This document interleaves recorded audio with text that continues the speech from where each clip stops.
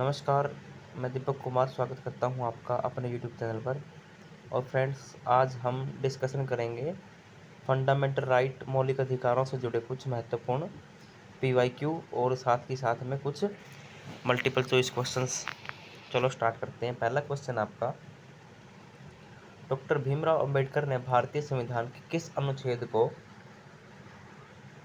संविधान की आत्मा व हृदय कहा था? तो इसका आपका जो आंसर आएगा, राइट आंसर, वो है ऑप्शन नंबर डी। इसके बारे में डॉक्टर अंबेडकर जी ने कहा था, अगर मुझे कोई संविधान से आर्टिकल हटाना हो और उसके बाद संविधान मात्र एक कागज का टुकड़ा रह जाए, तो उसके लिए अनुच्छेद 32 को अगर मैं हटाना चाहूँ तो इसके बाद में आपके पास कोई भी सोर्स नहीं है जो आपके अधिकारों को रक्षा कर पाएगा। अनुच्छेद 32 है, जिसके माध्यम से आप सुप्रीम कोर्ट तक अप्रोच कर सकते हैं। नेक्स्ट है, भारतीय संविधान में मौलिक अधिकारों की प्रेरणा किस देश से ली गई है, किस देश के संविधान से ली गई है? तो आपके पास में किस देश के संविधान से ली गई है, ये क्वेश्चन है, तो आपसे आंसर की एक्सपेक्टेशन होगी। आप इसका भूल करके भी आंसर ब्रिटेन मत लगाना। इसका आंसर आएगा संयुक्त राज्य अमेरिका, इसलिए मैंने नीचे मेंशन भी कर दिया पहले ही। यूएसए से हमने जो मौलिक अधिकार है उनका कंसेप्ट लिया है, वैसे के वैसे नहीं लिया हमने, बल्कि कंसेप्ट लिया है एक। मौलिक अधिकारों के जो अवधारणा है वो संविधान में हमने ली है हमारे अमेरिका से, और मौलिक कर्तव्यों की जो अवधारणा है वो हमने ली है रसिया से। ये यहाँ गलत मेंशन है। अब स्टेटमेंट देखते हैं। भारतीय संविधान के मौलिक अधिकार अमेरिकी संविधान से प्रेरित है, ये स्टेटमेंट है नेक्स्ट क्वेश्चन की आपको, ये वाली। तो मौलिक अधिकार कहाँ से लिए गए हैं? अमेरिकी संविधान से। स्टेटमेंट ठीक है। सेकंड वाला स्टेटमेंट, मौलिक कर्तव्य अमेरिकी संविधान से लिए गए, स्टेटमेंट क्या है? गलत है। तो हमारा आंसर क्या जाना चाहिए? केवल एक सही है। नेक्स्ट है, भारतीय संविधान में रिट की व्यवस्था किस देश के संविधान से प्रेरित है? जो रिट की व्यवस्था है, जब आपके फंडामेंटल राइट की वायलेशन होती है और आप अनुच्छेद 32 का सहारा लेते हुए सुप्रीम कोर्ट अप्रोच करते हैं, तो वो जो व्यवस्था है वो किस देश से ली गई है? अब इसका आप यूएस से नहीं करोगे, इसका आएगा ब्रिटेन। यानी फंडामेंटल राइट की जो अवधारणा वो हमने कहाँ से ली है? यूएसए से। बट रिट की अवधारणा वो कहाँ से ली है? ब्रिटेन से, जो पहले वहाँ उनके किंग के पास में होती थी। भारतीय संविधान में रिट जारी करने की शक्ति सर्वोच्च न्यायालय और उच्च न्यायालयों को प्राप्त है। पहली स्टेटमेंट है आपकी। नेक्स्ट क्वेश्चन की स्टेटमेंट ठीक है गलत आपने बताना है। दूसरा है, रिटों की अवधारणा अमेरिकी संविधान से ली गई है। जैसे कि मैंने ऊपर बताया कि रिटों की अवधारणा, रिट जारी करने की अवधारणा अमेरिका से नहीं है, बल्कि कहाँ से है? ब्रिटेन से। ये वाली स्टेटमेंट गलत हो गई। और भारतीय संविधान में रिट जारी करने की जो शक्ति है किस किस के पास है? आर्टिकल 32 आपके सुप्रीम कोर्ट के पास में है, और आर्टिकल 226 हमारे उच्च न्यायालयों के पास में है। इसका मतलब स्टेटमेंट केवल एक ठीक है। इसका ऑप्शन जाएगा सी। नेक्स्ट है, भारतीय संविधान का कौन सा अनुच्छेद समानता के अधिकार से संबंधित है, या राइट टू इक्वलिटी से? तो इसका आंसर आएगा आपका ऑप्शन ए, अनुच्छेद 14 से लेकर के अनुच्छेद 18 तक आपके मेंशन है फंडामेंटल राइट का, जो इक्वलिटी का राइट है वो। अनुच्छेद 12 में आपके राज्य की डेफिनेशन है, यानी किस किस के कौन कौन राज्य की डेफिनेशन में आता है, किसके खिलाफ हमें फंडामेंटल राइट प्रोवाइड किए गए हैं। अनुच्छेद 13 में आपका वो बताया गया है कि कौन से पार्ट या कौन से लॉ आपके अगर फंडामेंटल राइट के कॉन्ट्राडिक्शन में आएंगे तो कितने भाग तक वो शून्य होंगे और लागू होंगे, यानी ऐसा कुछ उसमें दिया गया है। जब हम डिटेल डिस्कशन करेंगे नेक्स्ट वीडियो में तो मैं बताऊंगा आपको। अस्पृश्यता का उन्मूलन किस अनुच्छेद के अंतर्गत किया गया है, यानी अनटचेबिलिटी? तो इसका आंसर आएगा आपका अनुच्छेद 17। आर्टिकल 17 में डायरेक्ट लिखा गया है कि अनटचेबिलिटी किसी भी फॉर्म में एक्सेप्ट नहीं होगी भाई। आपके देश में छुआछूत की जो एक प्राचीन परंपरा रही है, एक प्रथा है, जो कुप्रथा है, उसको त्यागने के लिए ऐसा किया गया ताकि समाज में समानता आए। नेक्स्ट है, मानव तस्करी तथा बंधुआ मजदूरी का निषेध किस अनुच्छेद में है? तो इसका आपका अनुच्छेद 23 है, जिसमें मानव तस्करी यानी ह्यूमन ट्रैफिकिंग और बंधुआ मजदूरी यानी बेकार फ्री में काम करवाना या कम पैसे में केवल खाने के लिए काम करवाना, आपने कई बार ऐसा देखा होगा होटल्स वगैरह में जो ऐसा होता है, वो इलीगल है, गैर कानूनी है। इसके लिए सरकार ने कुछ कानून बनाए हैं, हम जब नेक्स्ट वीडियो में लेके आएंगे तो पूरी डिस्कशन करेंगे इन चीज़ों के ऊपर।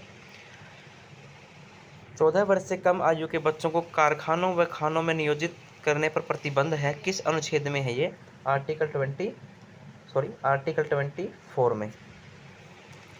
ये राइट अगेंस्ट एक्सप्लॉइटेशन है, राइट फॉर एक्सप्लॉइटेशन नहीं है, आपने ध्यान रखना है ये। नेक्स्ट है, संविधान का कौन सा अनुच्छेद जीवन और व्यक्तिगत स्वतंत्रता के संरक्षण से संबंधित है, जिसे हम जीवन का अधिकार कहते हैं? ये सबको पता होगा, अनुच्छेद 21 इसका आंसर आएगा। ये सबसे छोटा आर्टिकल आपके संविधान में जो लिखा गया है फंडामेंटल राइट्स में, और सबसे ज़्यादा इंटरप्रिटेशन जिसकी हुई है, और जिसको सुप्रीम कोर्ट, हमारे न्यायालय या हमारे हाई कोर्ट्स के थ्रू जो बताया गया है, सबसे इम्पोर्टेंट जो आर्टिकल है वो अनुच्छेद 21 ही है, जिसको सबसे ज़्यादा इवोल्व भी किया गया है। नेक्स्ट है, शिक्षा का अधिकार किस अनुच्छेद में निहित है?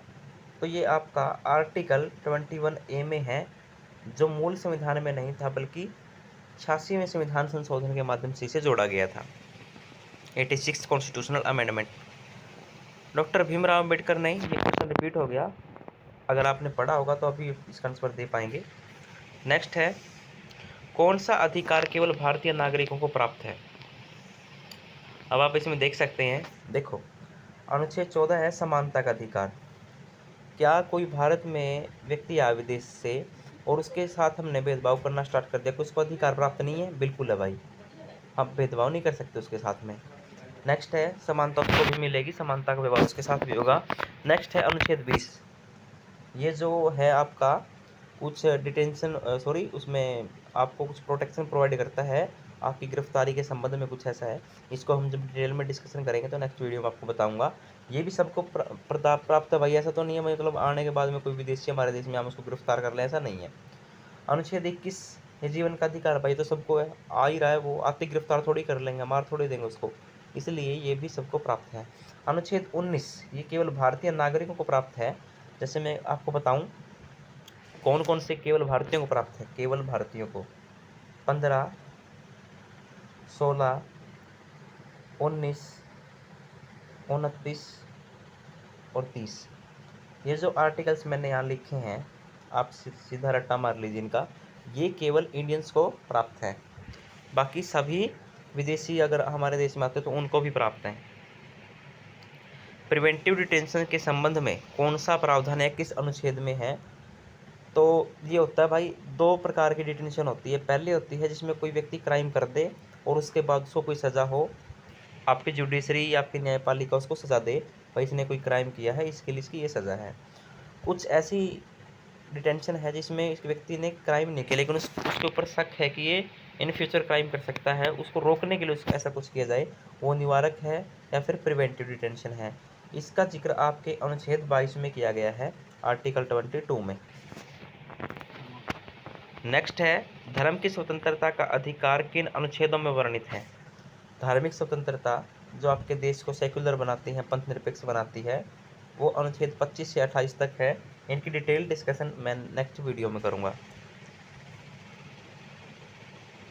नेक्स्ट है, अल्पसंख्यकों को अपनी भाषा, लिपि, संस्कृति के संरक्षण के लिए अनुच्छेद में किस अनुच्छेद में अधिकार प्राप्त किए गए हैं? तो देखो अनुच्छेद 29 और 30 डायरेक्ट हम पढ़ते हैं कि हमारी संस्कृति के संरक्षण के लिए प्राप्त है, लेकिन अगर आपसे स्पेशली पूछे भाषा, लिपि और संस्कृति के संरक्षण के लिए अल्पसंख्यकों को जो अधिकार प्राप्त है वो किस अनुच्छेद के तहत प्राप्त है? तो आर्टिकल 29। नेक्स्ट है, मौलिक अधिकारों के प्रवर्तन हेतु सीधे सर्वोच्च न्यायालय जाने का अधिकार किस अनुच्छेद में दिया गया है? मैंने थोड़ी देर पहले वर्णन किया था, आर्टिकल 32। वही रिट है जो सुप्रीम कोर्ट जारी करता है, माननीय सुप्रीम कोर्ट जारी करता है या माननीय हाई कोर्ट जारी करते हैं अनुच्छेद 226 के तहत। तो इसका क्योंकि सुप्रीम कोर्ट के बारे में पूछा गया है तो आर्टिकल 32 आएगा। अगर ये हाई कोर्ट के बारे में पूछा था तो आर्टिकल 226 आता। ये CDS देखो जितने मैंने क्वेश्चन बताए हैं, CDS, NDA, CAPF, आपके HSSC, आपके SSSC और IBACIO, इन सब के लिए इम्पोर्टेंट है ये अनुच्छेद मैंने जो आपको बताए हैं। अगर आपने इन क्वेश्चंस को कर लिया तो कम से कम 1 या 2 क्वेश्चन आपके डायरेक्ट फंडामेंटल राइट से हिट होंगे। उम्मीद है कि आपकी वीडियो पसंद आई होगी। अगर पसंद आई तो लाइक करें, शेयर करें और हमारे चैनल को सब्सक्राइब करें। धन्यवाद।